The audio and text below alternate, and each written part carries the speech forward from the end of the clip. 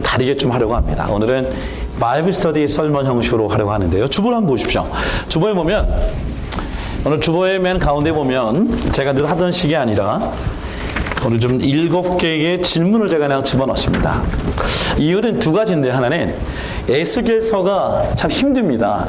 에스겔서를 쭉 하다가 한 게 아니라 중간에 쉬었다 하기 때문에 여러분들 무슨 얘기하는지 아마 잘 이렇게 헷갈릴 겁니다. 그래서 오늘 좀 공부하는 마음으로요. 뒤에 우리 이미천 형제님, 김지현 선생님, 제가 볼펜도 좀 준비해놨거든요. 볼펜 하나씩 다 나눠주셨으면 좋겠어요. 그래서 오늘 저희들이 한 음악을 좀 틀어주는 시간에 제가 이제 그 스크린으로 성경 구절을 적어드릴 텐데요. 이 7가지 질문을 성경을 교독하지 않고 제가 읽겠습니다. 여러분 성경 인사하면 이렇게 보시면서 문제를 좀 한 2, 3분 정도 먼저 푼 다음에 그 다음에 제가 성경 공부식으로 오늘 말씀을 증거하기 때문에 오늘 여러분들을 한 분 한 분 좀 이렇게 질문하면서 풀어가도록 하겠습니다. 질문 없죠? 이렇게. 그러면 제가 하나님 말씀 읽을 때에 7가지, 주보가 없으면 오늘 설교를 듣기 어렵습니다. 그래서 같이 읽고 그리고 여러분들 답을 쓰고 그 다음에 하나님 말씀을 성경 공부 형식으로 하나하나 풀어가도록 하겠습니다. 제가 하나님 말씀 읽겠습니다. 열째 해, 열째 달, 12회째의 날에 여호와의 말씀이 내게 임하여 이르시되. 제가 그냥 처음부터까지 읽을 겁니다. 여러분들 그냥 집중해서 답을 쓰시기 바랍니다. 인자의 너는 애굽의 바로 왕과 온 애굽으로 얼굴을 향하고 예언하라. 너는 말하여 이르기를 주 여호와께서 말씀하시되 애굽의 바로 왕이여 내가 너를 대적하노라. 너는 자기의 강들 가운데에 누운 큰 악어라. 스스로 이르기를 나의 이 강은 내 것이라. 내가 나를 위하여 만들었다 하는도다. 내가 갈고리로 내 아가미를 꿰고 너의 강의 고기가 내 비늘에 붙게 하고 내 비늘에 붙은 강의 모든 고기와 함께 너를 너의 강들 가운데서 끌어내고 너와 너의 강의 모든 고기를 들에 던지리니 내가 지면에 떨어지고 다시는 거두거나 모으지 못할 것은 내가 너를 들짐승과 공중의 새의 먹이로 주었습니다. 애굽의 모든 주민이 내가 여호와인 줄을 알리라. 애굽은 본래 이스라엘 족속에게 갈대의 지팡이라. 그들이 너를 손으로 잡은즉 내가 부러져서 그들의 모든 어깨를 찢었고 그들이 너를 의지한즉 내가 부러져서 그들의 모든 허리가 흔들리게 하였느니라. 그러므로 주 여호와께서 이같이 말씀하셨느니라. 내가 칼이 내게 임하게 하여 내게서 사람과 짐승을 끄는즉 애굽 땅이 사막과 황무지가 되리니 내가 여호와인 줄을 그들이 알리라. 내가 스스로 이르기를 이 강은 내 것이라 내가 만들었다 하도다. 그러므로 내가 너와 내 강들을 쳐서 애굽 땅 믹돌에서부터 스웨네 곧 구스지경까지 황폐한 황무지 곧 사막이 되게 하리니 그 가운데로 사람의 발도 지나가지 아니하며 짐승의 발도 지나가지 아니하고 거주하는 사람이 없이 40년이 지날지라. 내가 애굽 땅을 황폐한 나라들 같이 황폐하게 하며 애굽 성읍부터 사막이 된 나라들의 성읍같이 40년 동안 황폐하게 하고 애굽 사람들을 각국 가운데로 흩으며 여러 민족 가운데로 해치리라. 주 여호와께서 이같이 말씀하셨느니라. 40년 끝에 내가 만민 중에 흩은 애굽 사람을 다시 모아내되 애굽에 사로잡힌 자들을 돌이켜 바드로스 땅 곧 그 고국 땅으로 돌아가게 할 것이라. 그들이 거기에서 미약한 나라가 되되 나라 가운데에 지극히 미약한 나라가 되어 다시는 나라들 위해 스스로 높이지 못하리니 내가 그들을 감하여 다시는 나라들을 다스리지 못하게 할 것입니다. 그들이 다시는 이스라엘 족속의 의지가 되지 못할 것이요 이스라엘 족속은 돌이켜 그들을 바라보지 아니하므로 그 죄악이 기억되지 아니하리니 내가 여호와인 줄을 그들이 알리라 하셨다 하라. 27째 해 첫째 달 초하루에 여호와의 말씀이 내게 임하여 이르시되 인자야 바벨론의 느부갓네살 왕이 그의 군대로 두로를 치게 할 때에 크게 수고하여 모든 머리털이 무지러졌고 모든 어깨가 벗어졌으나 그와 군대가 그 수고한 대가를 두로에서 얻지 못하였느니라. 그러므로 주 여호와께서 이같이 말씀하셨느니라. 내가 애굽 땅을 바벨론의 느부갓네살 왕에게 넘기리니 그가 그 무리를 잡아가며 물건을 의락하며 빼앗아갈 것이라. 이것이 그 군대의 보상이 되리라. 그들의 수고는 나를 위하여 함인즉 그 대가로 내가 애굽 땅을 그에게 주었느니라. 주 여호와의 말씀이니라. 그날에 나는 이스라엘 족속의 한 뿔이 돋아나게 하고 나는 또 내가 그들 가운데에서 입을 열게 하리니 내가 여호와인 줄을 그들이 알리라. 아멘. 예, 제가 교회 소식을 전한다 그러면서 못 전한 것 같아요. 그 전하는 동안 여러분들 다 쓰시기 바랍니다. 그래서 옆 사람과 답도 교환하도록 하겠습니다. 자, 오늘 식사를 준비를 전주 사모님이 준비해 주시는데요. 너무나 감사를 드리고요. 5월 8일 날 세례식이 저희 교회에서 있습니다. 설교 제목이 혹시 지난주 설교 제목 기억납니까? 지난 설교 제목이 뭐였죠? 지난 설교 제목 기억이 안 나죠? 진리에 거하는 삶. 그리고 Not here, but there이라는 말씀으로 증거했습니다. 오늘 설교 제목이 뭡니까? 오늘 설교 제목은 갈대 지팡이를 의지하지 마십시오라고 다 적으셨죠? 그렇죠? 자, 우리 찬양 하나, 시간 찬양 나중에 합시다. 오케이. 자, 저를 보시죠. 잠깐 기도하겠습니다. 하나님 아버지, 오늘 저희들이 에스겔서를 우리 말씀을 묵상하고 설교를 듣다가 또 마태복음을 하다가 이제 또 에스겔로 돌아왔습니다. 주님, 참 어렵고 힘든 묵시인데 오늘 저희들이 말씀 속에 깊이 들어가서 오늘 그 말씀의 그 뜻과 또 해석과 또 그 말씀에 순종할 수 있는 힘도 성령님께서 우리에게 허락하여 주옵소서. 예수님의 이름으로 기도합니다. 아멘. 오케이. 자, 오늘 말씀 우리 하나부터 질문을 던져보죠. 자, 오늘 본문의 에스겔서 1장 29장 1절 보니까 10년의 해가 있습니다. 이 10년이 과연 어떤 해를 의미할까요?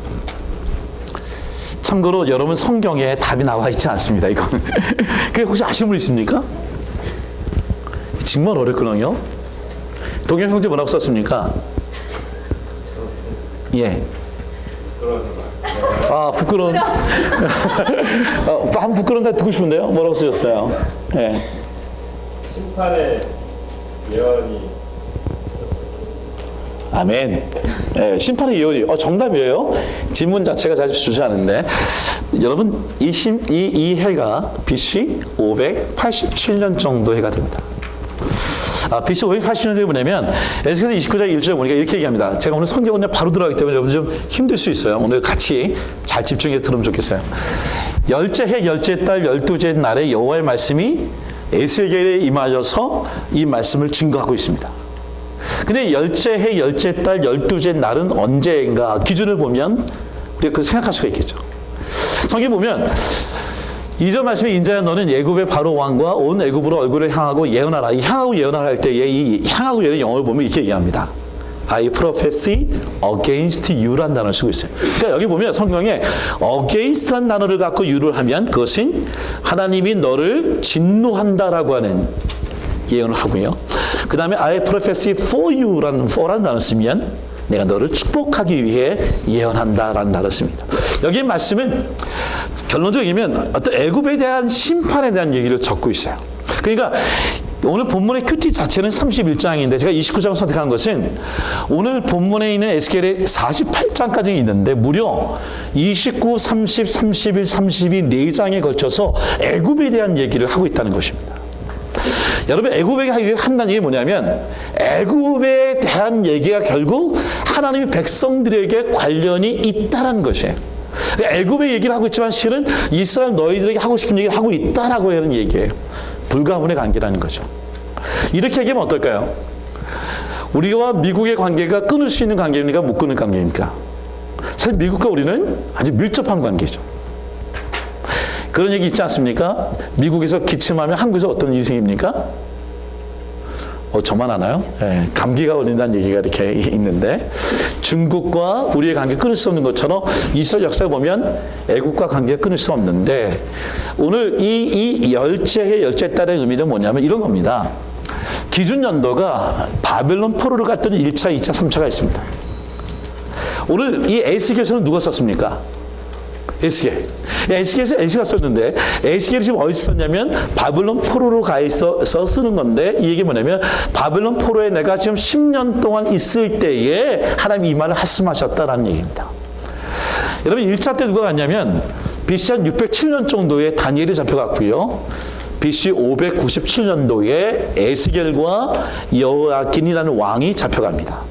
당연히 586년에 유다가 멸망하는 순간이 있었으니까 597년도에 끌려가서 10년 뒤니까 몇 년일까요? BC 587년도에 이 말씀을 하나님께서 예언자에게 엘리사에게 주신 말씀입니다.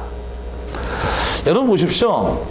그냥 20대까지의 왕, 그러니까 남유다가 멸망하는 왕이 마지막 왕이 시드기야입니다. 그러니까 시드기야가 마지막을 통하여 멸망한데 유대인들의 역사에서 달력에서는요 마지막 왕이 시드기야가 아니라 여호야긴이라고 얘기합니다. 근데 역사학자들은 시드기야로 봐요.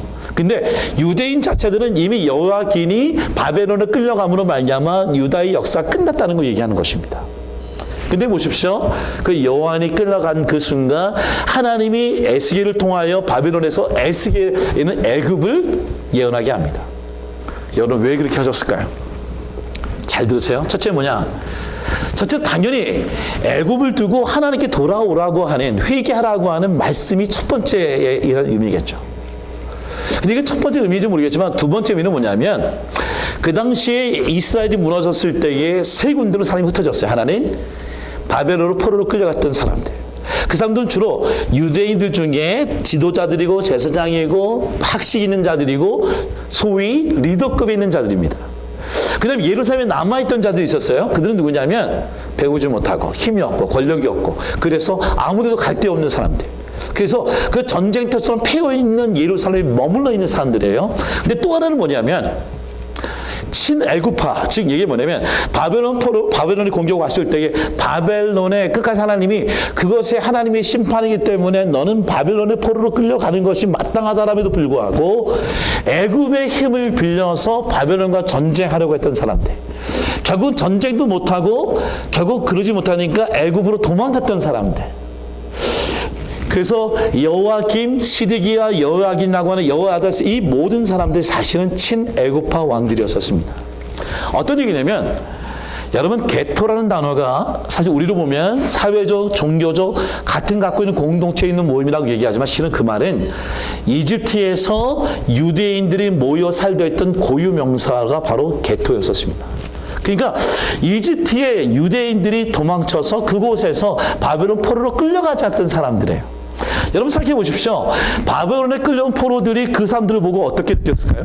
하나님 말씀대로 우리가 지금 회개하고 포로로 잡혀온 다음에 70년 뒤에 회복한다는 것을 주님께서 말씀해 주신 걸 믿고 있는데 보니까 저들은 애굽에 도망가서 게토를 이루고 잘 살고 있는 그들을 향하여 부러워하고 있었습니다. 그들을 향하여 하나님의 말씀이 틀렸다고 생각하고 있었어요. 근데 주님이 에스겔 통해는 뭐냐면 너 하나님께서 말씀하시기를 이제 God prophecy against for you, against you. 그러니까 against them. 그들이 내가 하나님이 징계하겠다고 말씀하신다라고 얘기하시면서 하나님의 의와 뜻을 오늘 에스겔서 있는 29장에서 설명하고 있는 것입니다. 여러분 보십시오. 오늘 성경에 있는 3절 말씀인데요. 비유컨대 애굽이 강이라 하면 바로는 뭐라고 얘기하고 있습니까? 바로는 뭐라고 얘기하죠, 성경에? 연미자매님 뭐라고 얘기합니까? 모르겠어요? 안 보여. 눈이 안 와. 너무 많이 들어서 안 보이죠? 네. 뭐라고 그러니까 여성지 뭐라고 그러니까 지금? 네. 안 보여요? 오뇨. 큰 악어. 성경에 보니까 큰 악어라고 얘기합니다. 그러니까 애굽은 나일강이라고 얘기하는데 애굽에 있는 바로를 큰 악어라고 얘기합니다. 영어 성경 뭐라고 되어 있냐면 악어로 되어 있지 않고요. Great Monster라는 단어를 쓰고 있어요. 그게 뭐냐면 이 악어라고 하는 이 단어는 사실은 창세기 보면 용, 뱀으로 해석될 수도 있어요. 근데 여기서 보면 그레이트 몬스터는 뭐냐면 바다에 갖고 있는 괴물 같은 것들인데 그게 뭐냐면 하나님 보기에 나일강에 있는 이 악어, 이 큰 괴물처럼 바로를 보니까 바로 너가 그런 모습이라고 얘기하고 있는 거죠. 생각해 보십시오. 성경 보십시오. 에스겔서 29장 3절 보니까 이렇게 얘기합니다. 애굽의 바로 왕이여 내가 너를 대적하노라. 너는 자기의 강들 가운데 누운 큰 악어라. 스스로 이르기를 나의 이 강은 내 것이라 내가 나를 위하여 만들었다가 하는도다 얘기합니다. 잘 보세요. 바로는 지금 이 나일강을 자기가 만들었다고 얘기합니다. 이 나일강은 자기의 것이라고 얘기합니다. 그러니까 어떤 얘기입니까? 생각해 보세요. 애굽 그러면 떠오르는 이미지가 뭐냐면 제가 구글을 쳤어요. 애굽 그리고 딱 떠오르는 게 뭐냐면 애굽 딱 쳐보니까 홍해가 나오더라고요. 그 모세에 대해서 나와요. 애굽 그러면 모세에 대한 이미지가 구글에 적혀 있다. 근데 이집트 그러니까 여러분 혹시 그런 사람 없겠죠? 애굽이랑 이집트는 같은 나라인 거 알고 계시죠? 이집트 그러니까 뭐가 되겠냐면 스핑크스가 이렇게 놓여 있더라고요. 근데 지금 나오는 에스겔서 29장에 나오는 이 애굽과 이집트의 바로를 두고 주님 뭐라고 그러냐면 사실 이런 이미지가 아니라 너희는 지금 악어라고 얘기합니다. 너는 몬스터라고 얘기합니다.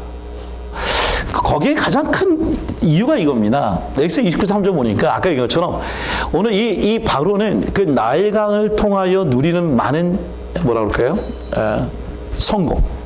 어쩌면 농업이면 농업, 또는 어쩌면 그 어떤 수산업이면 수산업, 아니면 그 나일강이 전쟁이 왔을 때에 성덕이 되어주고 그 민족을 보호할 수 있는 보호대, 여러 가지 그 나일강 통해서 얻어지는 베너핏을 다 얻고 있는데 그것이 하나님께서 주신 것이 아니라 자기가 이루었다, 내 것이라고 하는 이 생각을 주님께서는 바꾸시기 위한. 그래서 그 나일강이 정말 네 거라면 그 나일강 속에 있는 너는 마치 그 나일강 속에 있는 물고기들을 잡아먹는 악어 같은 존재라고 얘기하시면서 바로를 정의하고 있다는 것이죠. 생각해 보십시오. 창세기 1장 1절 어떻게 시작합니까? 한번 외워봅시다. 시작. 태초에 하나님이 천지를 창조하시니. 이걸 만약에 우리로 그러면 제 번에 이럴 것 같아요. 내가 주인이다. 사실 천지를 창조했다는 게 뭐냐면 천지를 창조했던 의미는 내가 다 내 것이라는 거예요. 하나님 것이라는 거예요. 나일강도 내 것이고 창조한 별도 내 것이고 달도 내 것이고 그 사람도 내 것이다라고 오너십이 하나님이 갖고 있다는 거예요. 근데 하나님이 내 것이라는데도 불구하고 지금 보고 있는 바로는 자기 거라고 얘기합니다. 욥기서 1장에 보면 욥의 처절한 하나님의 그 어떤 고통, 시험이 있습니다. 자기 재산도 잃어버리고요. 자기 건강도 잃어버리고요. 자기 자식도 다 죽습니다. 근데 욥이 하는 얘기가 뭐냐면 이런 얘기합니다. 21절 보니까 주신이도 여호와시고 거두신이도 여호와시니 여호와의 이름이 찬송을 받으시어서. 그러니까 원래부터 가져온 것은 다 하나님 것이라는 거예요. 특별히 22절 보니까 아주 귀한 말씀이 뭐냐면 이 모든 일에 자기가 갖고 있는 지금 같은 고난, 그 고통, 잃어버림, 그 자녀들의 죽음, 이 모든 것들 속에서 내가 하나님 앞에 원망하거나 불평하거나 범죄하지 아니하고 하나님 향하여 원망하지 아니한 이 욥의 모습을 성경에서 기록하고 있는 것이에요. 생각해 보십시오. 오늘 본문에 있는 5절을 보면 하나님께서는 나일강 속에 있는 바로를 악어라고 칠한 다음에 돌과 지면을 얘기합니다. 성경에 보면 돌과 지면이 꽤 나쁜 걸로 표현되고 있어요. 여러분 왜 나쁘게 표현되어 있죠? 하양자매, 왜 나쁘게 표현되어 있을까요? 왜 돌과 지면이 오늘 바로에게 또 이집트에게 왜 이게 고통이고 이게 멸망이고 하나님의 진노라고 표현되어 있을까요? 들. 제가 돌로 썼나요? 들입니다. 1장 어디 갔어요? 역시 엔젤라의 예리야. 왜 그랬을까요? 엔젤라 자매님 왜 그랬을까요? 고기가 숨을 쉴 수 없습니다. 예. 굉장히 쉬운 건데 여러분 굉장히 어렵게 생각해서 지금 성경 얘기할 때에 성경에 보니까 멸망하게 된 이 장소가 멸망의 장소라는 거죠. 보십시오. 엑소더 29장 4절 보니까 하나님이 아주 너무 험악한 얘기를 써놔요. 갈고리로요. 악어의 아가미를 꿰서 그리고 강의 고기가 그러니까 자기만큼 그 악어에 붙어있는 비늘에 붙어있는 고기마저 다 강들 가운데서 끌어내어서 그다음에 어떻게 보면 들에 던지겠다고 얘기합니다.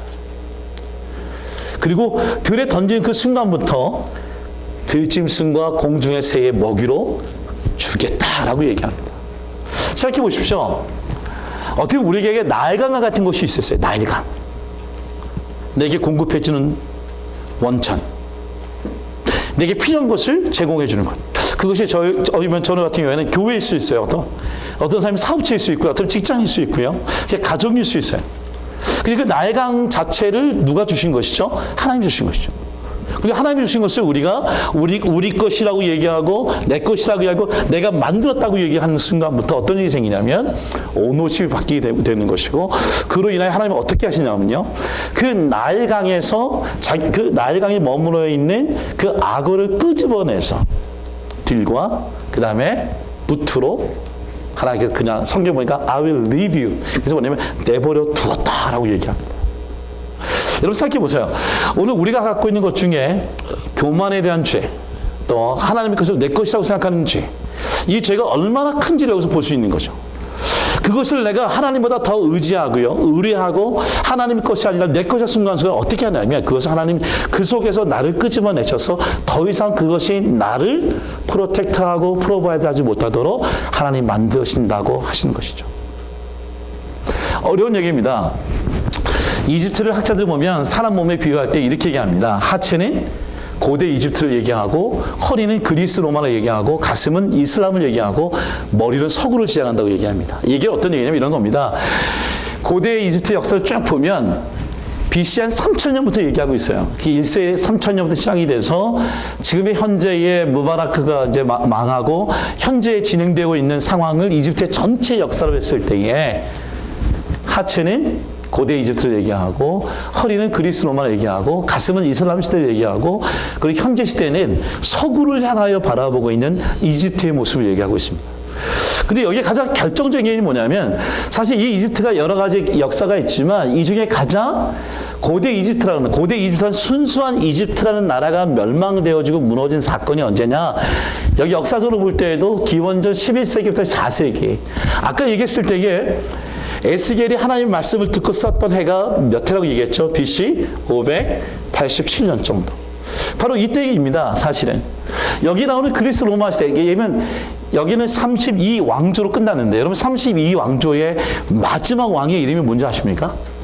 우리가 잘 알고 있는 세상에 가장 예쁜 클레오파트라.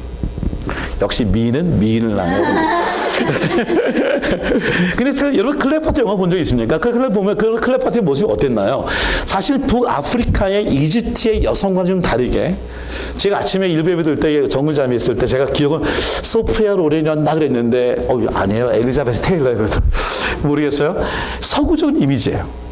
사실 그 당시에 있는 북아프리카의 이집트에 있는 왕조의 마지막 왕조가 왜 그런 모양이었냐면 사실은 순수한 고대 이집트가 아니라 알렉산더 대왕이 북아프리카와 그리고 메소포타미아를 다 정복한 다음에 자기가 죽고 나서 자기가 세운 도시마다 도시의 이름을 지었는데 그게 바로 알렉산드리아인데 그 당시 이집트의 수도가 바로 알렉산드리아예요.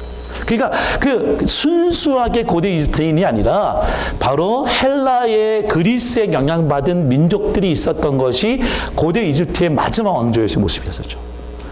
하나님 이런 겁니다. 나일강으로 인하여 그 나일강의 문명을 만들고 왕성하고 뭐라고 그럴까요? 그 제국이 아주 큰 나라였는지 모르지만 그 나라를 자기 것이라 생각하고 자기가 만들었다고 생각하는 순간 하나님은 그 나라에서 그 주인공을 끄집어내서 뭇과 들에 내어 던짐으로 말미암아 하나님이 멸망시키겠다고 하는 것을 역사적으로 보여주시는 거죠. 생각해 보십시오. 오늘 애굽의 바로같이 교만한 것들이 우리에게 있을 수 있습니다. 우리에게 어떻게 보면 갖고 있는 다 애굽은 자기 것이 자기 능력을 생각할 수 있습니다.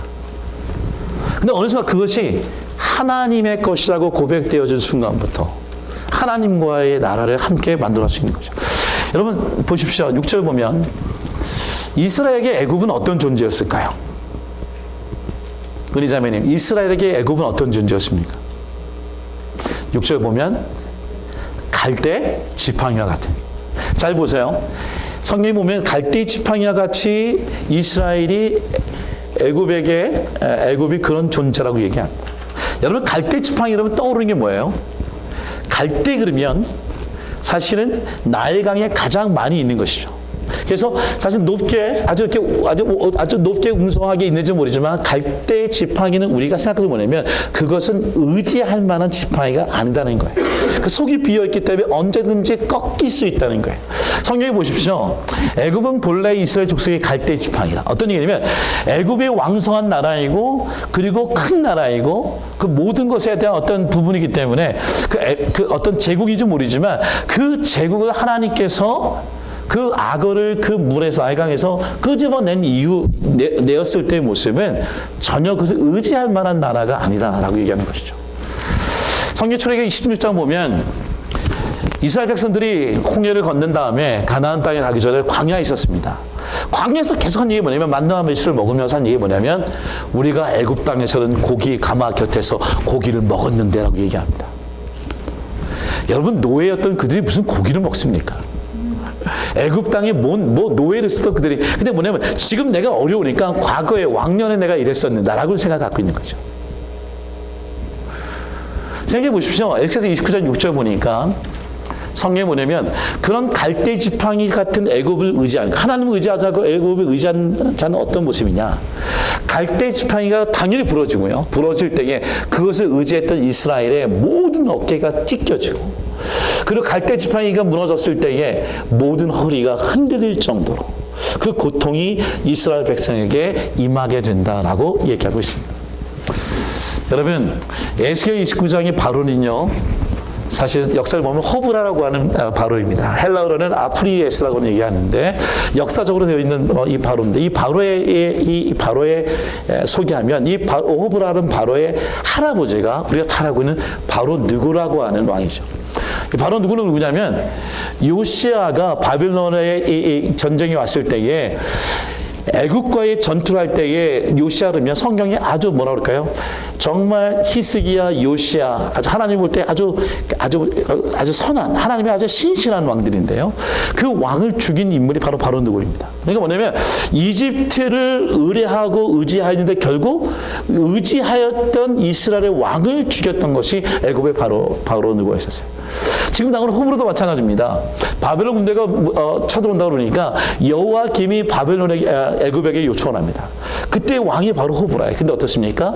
바벨론에 오는 군대를 향하여 나가려다가 나가지 못하고 결국 의지하였던 여호와김이 결국은 바벨론의 느부갓네살에 의하여 처절하게 죽음을 당하고 왕위를 쫓겨나게 되는 거죠.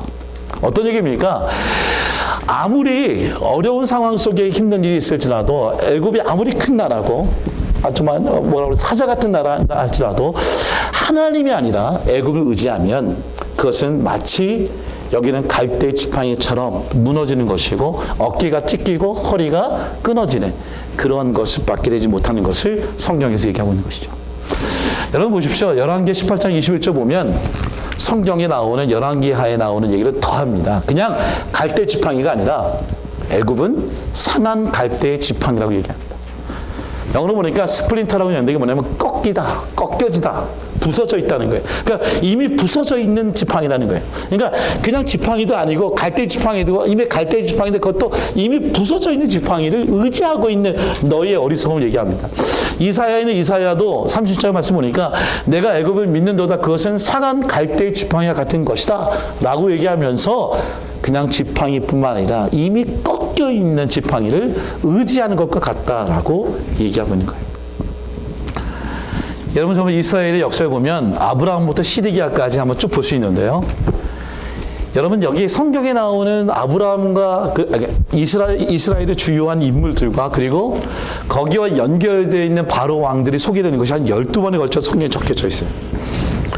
근데 공통점이 뭔지 아십니까? 이 모든 공통점에 주요한 인물이 아브라함, 요셉, 모세, 솔로몬, 로보암, 호세아, 히스기야, 요시야 정말 중요한 인물인데 그들이 다 바로를 의지했을 때의 결과는 긍정적인 것이 아니라 멸망이었었고 수치였었고 죽음이었었고 성경에 보면 정말 어깨가 찢어지고 허리가 휘어진 사건이죠. 아브라함이 자기의 아내를 누이라고 소개했을 때에 바로가 그 아내를 취하려고 했습니다.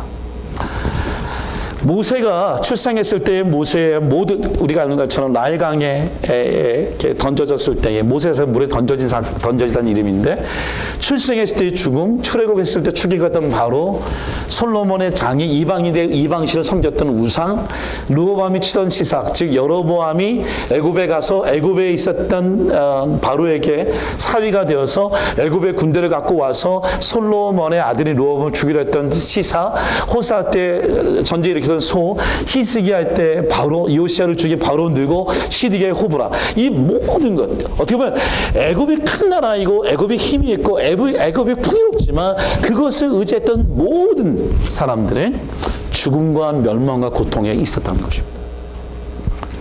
예레미야 46장 25절에 이렇게 얘기합니다. 아예 성경에 보면 나 만군의 여호와 이스라엘 하나님이 말하노라. 보라, 내가 노예 아몬과 바로와 애국과 에몬 신들과 왕들 곧 바로와 및 그를 의지하는 자들을 벌할 것이라. 주님은 바로를 의지하는 것 자체 하나님이 다 멸할 것이라고 성경에서 얘기하고 있습니다.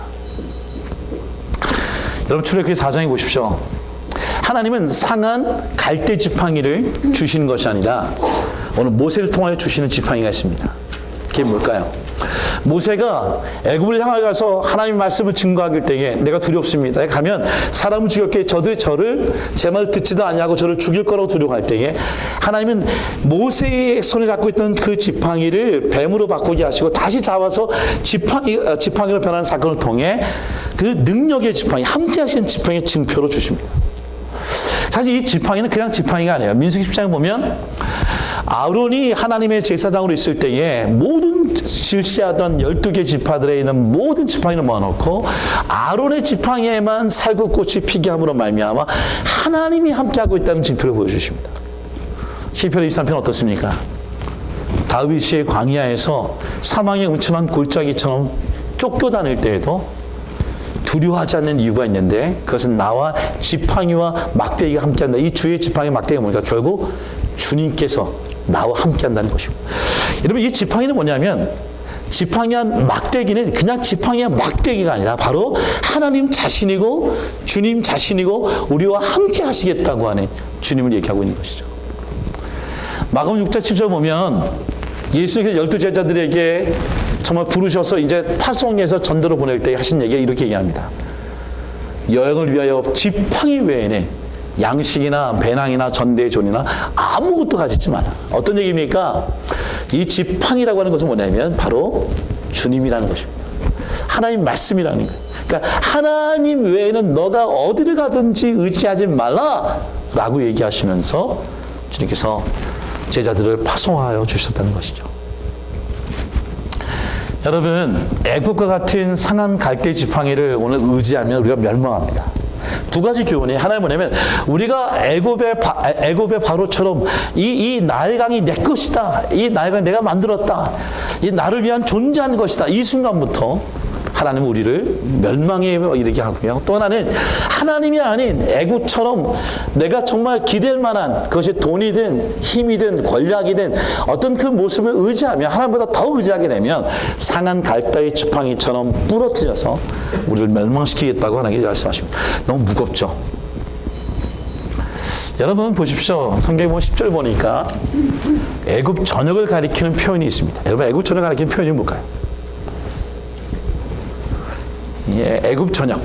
성경에 보니까 어디서부터 어디까지 얘기합니까? 복용점이 어디서부터 어디요? 그러니까 믹돌에서부터 어디까지?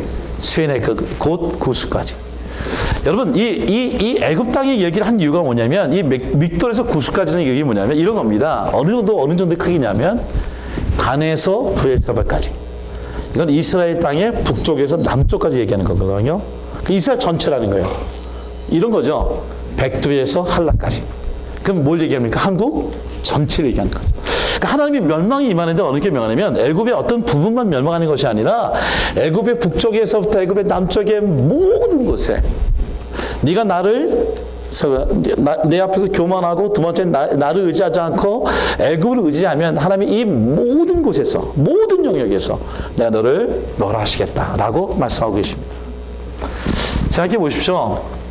성경에 보니까 이 믹돌이라고 하는 곳을 보니까 참 재밌어요. 믹돌은 어디냐면 이 믹돌이 바로 이스라엘 백성들이 홍해를 건너기 전에 모였던 곳입니다. 개토 같은 곳이에요. 개토.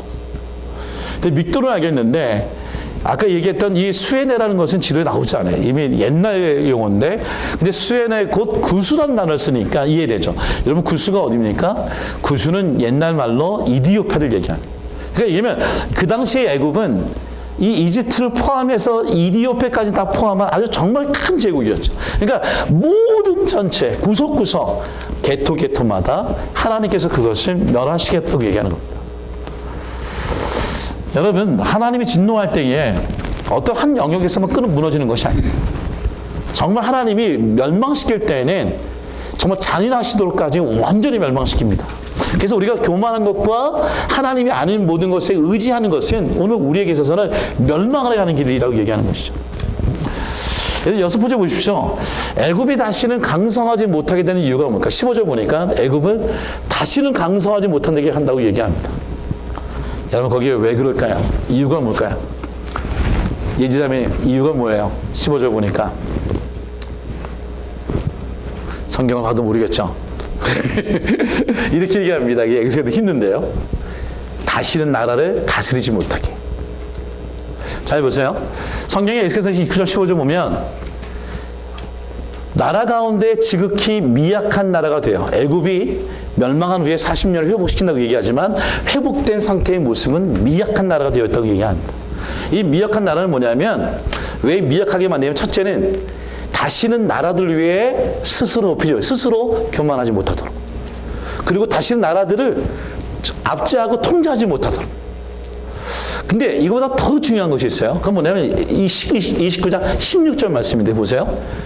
그들이 다시는 이스라엘 족속의 의지가 되지 못하도록. 그러니까 더 이상 애굽을 의지하지 못하도록. 이스라엘 족속은 돌이켜 그들을 바라보지 아니함으로 죄악에 기억되지 아니하리니 어떤 얘기입니까? 애굽이라고 하는 하나님보다 더 큰 존재가 내게 있으면 계속 그것을 의지하게 되기 때문에 하나님 그것을 미약한 존재로 만들어서 하나님만 보게끔 만들어 주신다는 것입니다. 참 어려운 얘기예요.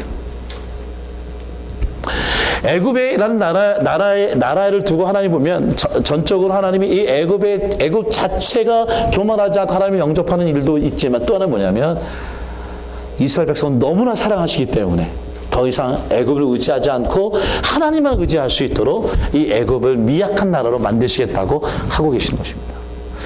여러분 보십시오. 여기에 있는 알렉산드리아는 지금은 이집트의 수도가 카이로지만 그 당시는 알렉산드리아입니다. 이 알렉산드리아는 아까 알렉산더 대왕을 기다린 곳곳마다 알렉산드리아라는 이름을 줬는데 그 중에 하나죠. 근데 이 알렉산드리아가 아주 미약한 나라가 됐죠. 이집트가 미약한 나라겠죠. 강대국이 아니어서 남을 다스릴 수도 없고 스스로 높일 수가 없어요. 근데 어떤 일이 생기냐면 알렉산더 대왕이 만들고 프톨레미우스 왕조의 클레오파트라가 마지막으로 끝난 나라예요. 끝난 나라. 근데 그 끝난 나라에서 어떤 인물이 태어납니까? 우리가 잘 알고 있는 바울이 씨를 뿌리고 아볼로가 물을 주고 자라게 하시는 하나님이시라는, 즉 성령의 대가인, 정말 그 신약에 나오는 성경의 대가로 선생으로 만든 그 아볼로 출신이 누구냐면, 아볼로 출신이 뭐냐면 바로 알렉산드리아 출신입니다. 그러니까 개토에 가서 도망쳤던 사람들, 그리고 그 이후에 계속 끊임없이 옮겨졌던 사람들이 그 알렉산드를 중심으로 해서 성경을 연구하기 시작했어요. 하나님이 누군가를 알게 됐어요. 성경 보니까 I will make you who am I. 내가 누군지를 알게 해주셔야 그 말씀대로 여호와가 누군지를 알기 시작하다가 어떠냐면 결국 거기서 성경의 제일 먼저 구약과 신약을 함께 만드는 성경 헬라로 만든 최초의 성경 70인 역본을 이스라엘의 예루살렘이 아니라 바로 북아프리카, 그 중에 애굽의 알렉산드리아에서 성경을 발간할 수 있도록 만들어 주셨다는 것입니다. 지금은 거기에 누가 있죠? 우리가 잘 아는 콥트교가 있습니다. 이 콥트교가 뭐냐면 초대 지역에 있을 때에 모든 사람들이 예수님 그냥 인간을 믿어서 인간이 하나님의 역할로 역사하셨다는 할 순간 여기에 있는 알렉산더 중심으로 해서 하나님의 말씀을 기다리는 자들이 어떤 얘기냐, 하나님을 알기 시작하면서 아니다, 예수님은 살아계신 하나님이시며 완전한 하나님이시고 완전한 인간인 것을 제일 먼저 그 말씀을 통하여 선포한 것이 바로 이집트의 알렉산드리아의 콥트교회의 파예요. 삼위일체를 이뤘던 분이 바로 이 알렉산더, 이집트 애굽 땅이었습니다. 그러니까 이집트라는 나라는 세상적으로 권력이 약해지고 미미해졌는지 모르지만 하나님이 하시는, 하나님을 드러내는 하나님의 역사를 일어나는 일들이 이 하나님이 이스라엘이 아니라 이 이집트를 통하여 하나님의 역사를 이뤘다는 것이죠. 생각해 보십시오. 아이에서 죽어갔던 이집트의 콥트교 성도들이 리비아의 바닷가에서 죽었습니다. 이 장면이 상영이 되고 피바다가 되었어요. 이거 함께 또 하나의 소식이 뭐냐면 이집트에 가면 이 동굴인데 케이블 철치입니다. 이 케이블 철치에 여러분 동영상도 많이 있는데요. 여기에 7만여 명의 이집트의 콥트 교인들이 약 9분 동안 하나님은 한국을 위해서 기도합니다. 북한을 위해서 기도합니다. 미국을 위해서 기도합니다. 그들이 지금 처형되고 있는 순간에 하나님의 이름을 부르며 하나님이 누구이신지를 선포하고 있는 것이 하나님의 기름 부으심 사건이 바로 그 자리에 있는 것이죠. 여러분 아주 심플합니다.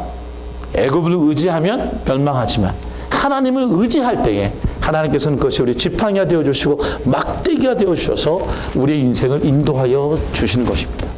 성경 말씀 21절 보니까 말씀 읽다가 갑자기 정말 우리가 이해할 수 없는 구절이 나옵니다. 그건 뭐냐면 어느 날 한 뿔이 솟아난다는 거예요. 여러분 이 한 뿔이 뭘까요? 어려운 얘기인데 성경의 에스겔 29장 21절 마지막에 이스라엘 족속이 한 뿔이 돋아나게 하고 내가 여호와인 줄을 그들이 알게 하리라. 이 한 뿔을 얘기합니다. 영어는 혼이죠. 근데 보면 이 표준 세번역의 한 뿔을 뭐라고 하냐면 새 힘이라고 번역을 합니다. 새 힘.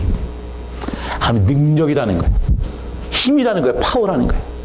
어떤 얘기면 이제까지 네가 힘 있어 보이는 애굽을 의지했는지 모르지만 내가 진짜 힘 있는 자를 그날에 여호와의 날에 주겠다는 거예요. 그리고 공동번역에 그것을 새 힘이 아니라 영도자, 리더. 누굴까요? 그분이 곧 다시 오실 메시아이신 예수 그리스도를 약속하고 계신다는 거예요. 성경에 보십시오. 누가복음 1장에 보면 예수님이 태어난 사건을 갖고 예언된 사건인데 그때에 어떤 희생이냐면 구원의 뿔에 대한 얘기가 나옵니다. 60절에 보니까 우리를 위하여 구원의 뿔을 그 중 다윗의 집에 일으켰으니 예수님 얘기하시는 것이죠. 근데 1장 7절 보니까 이것은 주께서 예로부터 거룩한 선자의 입으로 예언한 말씀. 누구입니까? 에스겔이 오늘 29장 21절에 한 뿔이 성경 보니까 그로우라는 단어를 쓰고 있는데 자라나게 되면 그때 너희가 내가 여호와인 줄을 알게 하리라. 여러분 예수 그리스도의 예언을 통하여 그 예수 그리스도를 우리에게 주심으로 말미암아 진짜 의지할 분을 알려주신다는 것이죠. 여러분, 여러분의 나일강은 누구 겁니까? 목사님, 전 나일강이 없어요. I don't know. 여러분, 우리가 의지하는 애굽은 무엇입니까? 여러분, 애굽, 하나님보다 더 좋아하는 애굽을 의지하는 것이 있습니까? 아니면 상한 갈대 지팡이를 의지하다가 지금 허리가 뽀개지고 어깨가 찢어지고 그리고 혹시 살진 않습니까? 제가 어떤 마지막 예언을 할까 하다가 그냥 우리들의 로망 삼성과 현대를 올려놨습니다. LG가 좀 섭섭해하겠지만 전 이 로고만 봐도 브랜드의 힘인 거죠. 근데 왜 이거 생각나냐면 참 돈이 있고 힘 있고 권력이 있는데 언뜻 생각해 보니까 이 돈과 권력과 힘, 애국 같은 것들에 가장 고통스럽게 죽어갔던 사람들이 떠올랐었어요. 근데 이상하게 보니까 공통적으로 이분들을 좀 얘기하는 건 아니고요. 현대 정주영 회장의 아들이었던 정몽원 씨가 자살해 죽고 또 이건희 회장의 막내딸이었던 우리 삼성의 이주연 양인가요? 갑자기 죽었던 생각이 그냥 떠올랐었어요. 사실 이 세상에 갖고 있는 의지하는 모든 것들은 사실 허망하다는 생각이 들었어요. 이 얘기를 하려는 얘기 아니에요. 제가 처음에 애국과 이집트를 참여했을 때에 모세를 얘기하고 스핑크스를 얘기했습니다. 재밌는 거 있어요. 보세요. 에스겔 32장은 애굽의 마지막입니다. 근데 애굽의 마지막에 이렇게 얘기합니다. 이제 너는 애굽의 바로 왕에 대하여 슬픈 노래를 불러 그에게 이르라. 너를 여러 나라에서 사자로 생각하였더니 어떤 얘기냐면 하나님은 너를 좀 악어라고 얘기하는데 바로는 뭐냐면 자기가 사자라고 얘기합니다. 사자는 그 당시에 이집트에 있는 아프리카에 있는 뭐 최고의 맹수죠. 그 사자의 의미는 뭐냐면 왕이라는 거 왕. 그게 뭐냐면 자기는 사자로 생각하고 있다는 거예요. 생각해 보십시오. 이 스핑크스의 자체도 보면 여러분 얼굴은 사람입니다. 여자 얼굴이라고 얘기하는데 이 등은 독수리가 있고요. 날개가 있고요. 그리고 몸이 사자입니다.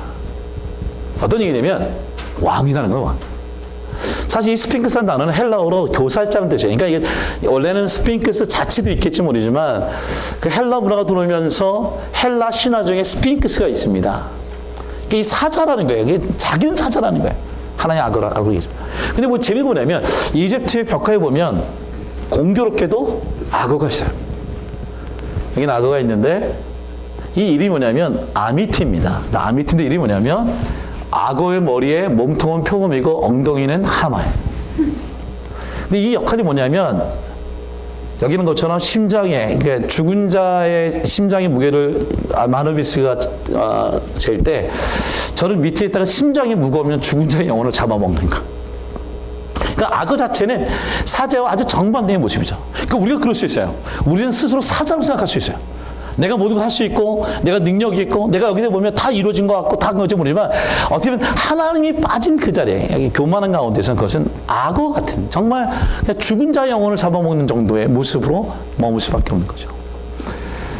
여러분, 애고에 있는 모세도 사실은 그냥 모세가 아닙니다. 이 모세의 그림은 미켈란젤로의 모세상인데요. 특징이 뭐냐면 여기에 뿔이 있습니다.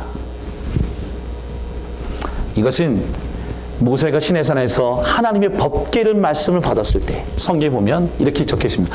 그는 첫 숭어자 같이 위험이 있으니 그 뿔이 들소의 뿔 같도다. 뭡니까? 새 힘, 새 영, 하나님의 임재. 그러니까 모세는 연약할지 모르지만 모세는 연약하고 성경에 보면 뭐냐면 나는 아무것도 할 수 없습니다. 내가 가면 죽을 수도 있습니다. 그때 주님이 뭐냐면 네가 가지고 오신 거 뭐냐? 그 지팡이를 갖고 의자를 갈 때 하나님께서 어떻게 합니까? 그가 그의 가운데 새 능력과 새 지도자와 영도자의 힘을 그에게 주었다는 것이죠. 말씀을 정리합니다. 시편의 18편 1절에 이런 말씀이 있습니다. 같이 한번 읽어봅시다. 자, 시작. 나의 힘이신 여호와여, 내가 주를 사랑하나이다. 여호와는 나의 반석이시여, 나의 요새시여, 나를 건지시는 이시여, 나의 하나님이시여, 내가 그 안에 피할 나의 바위시여, 나의 방패시여, 나의 구의 뿔이시여, 나의 산성이시로다. 아멘. 나의 구원의 뿔이 뭡니까? 하나님이 갖고 있는 힘. 하나님이 나의 힘이시고 구원의 힘, 구원의 능력, 구원의 뭐라 그럴까요? 메시아의 예수 그리스도. 오늘 그것만 의지하고 살아갈 수 있는 한 주간이 되기를 주의 이름으로 축원합니다. 같이 한번 찬양합시다. 우리 나와서 한번 우리